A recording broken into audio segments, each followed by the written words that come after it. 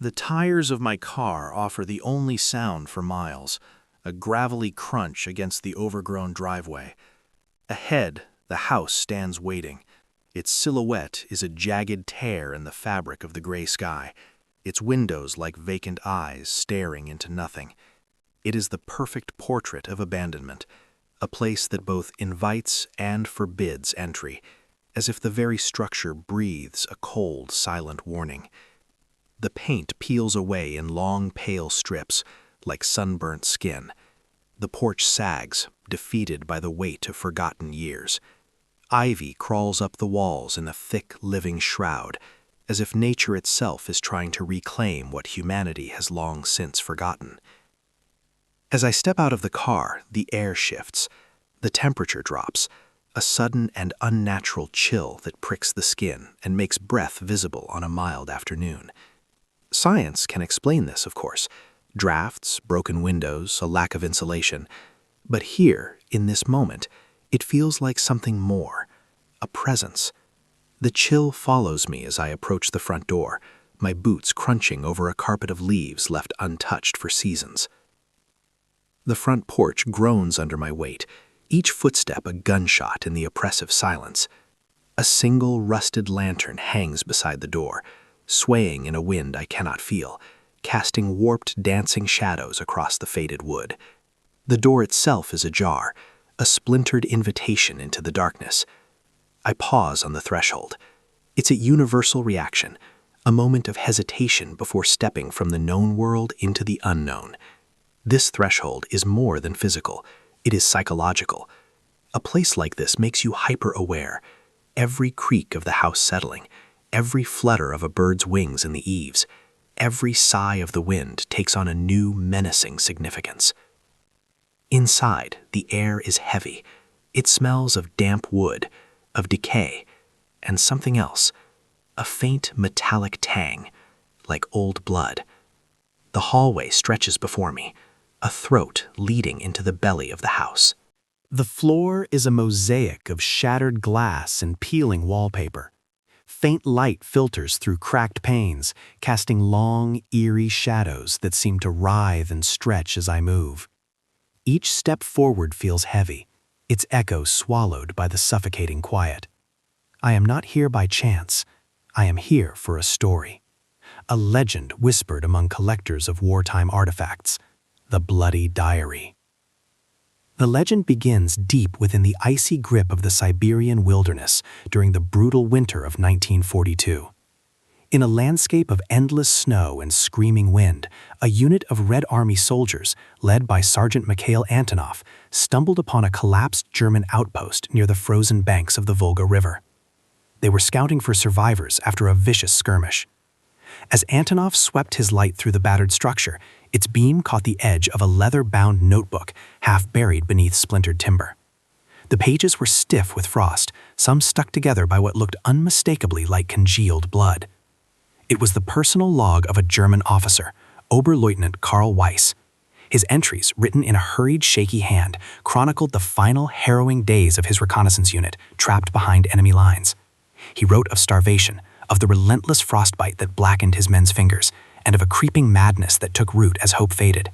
He described how the ink would freeze in his pen, how the men's breath would crystallize in the air, how the distant thunder of artillery became a constant, terrifying heartbeat.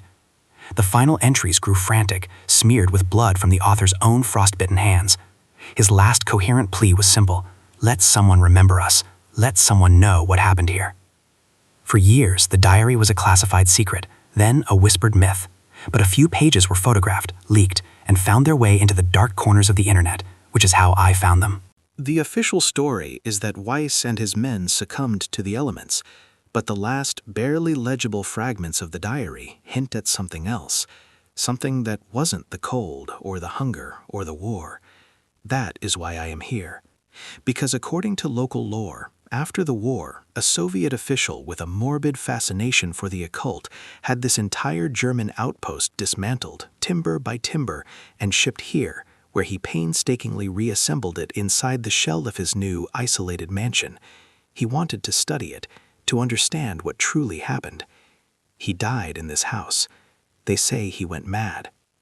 I find the diary not on a shelf, but behind a loose section of plaster in the main living area. The wall gives way with a dry, crumbling sound. There, nestled in the dark cavity, is the leather-bound book. It is cold to the touch, unnaturally so. I sit on the floor, my flashlight beam cutting a sharp circle in the gloom, and I open it. The first pages match the legends, the cold, the fear, the dwindling supplies. But then, Weiss's tone changes. He writes not of the enemy outside, but of an enemy within. An entry reads, December 3rd. The last of the rations are gone, save for the rye bread. It is covered in a strange, dark mold, but it is all we have. Hunger is a worse poison than rot, we tell ourselves. A few days later, December 7th. Hans screamed all night. He said the walls were breathing. He clawed at the timber, swearing he saw hands reaching for him from between the planks. We had to restrain him. The strain is breaking us. As I read these words, a floorboard groans in the room above me. I freeze, listening. The house is old, it settles. I tell myself this, but my heart hammers against my ribs. I continue reading. Weiss's handwriting becomes a jagged scrawl. December 10th. I see it now too. The shadows at the edge of my vision. They are not shadows. They move. They whisper. The whispers sound like my name. The mold on the bread, it spreads, even in this impossible cold. We are eating madness. A cold draft snakes around my ankles. The scent of damp wood is stronger now, mingled with the unmistakable odor of rye. I look up from the diary, my beam cutting across the room. The wallpaper, stained and peeling, seems to ripple, to swell, as if the wall behind it is taking a slow, deep breath.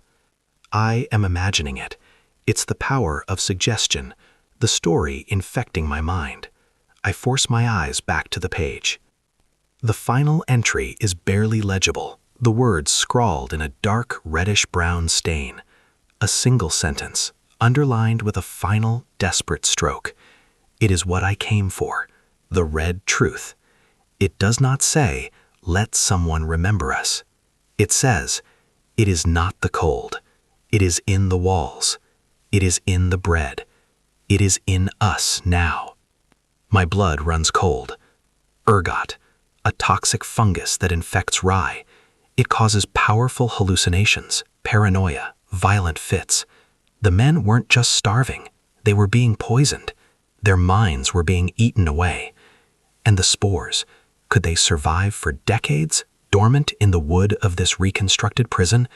Have I been breathing them in since the moment I stepped inside?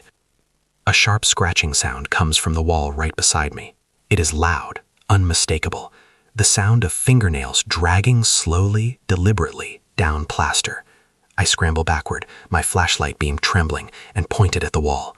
For a horrifying second, I see it, a bulge in the wallpaper, the distinct shape of a hand, 5 fingers, pressing outward from within. It recedes as the light hits it, melting back into the flat surface. I have to get out. My mind is playing tricks on me. The poison is taking hold.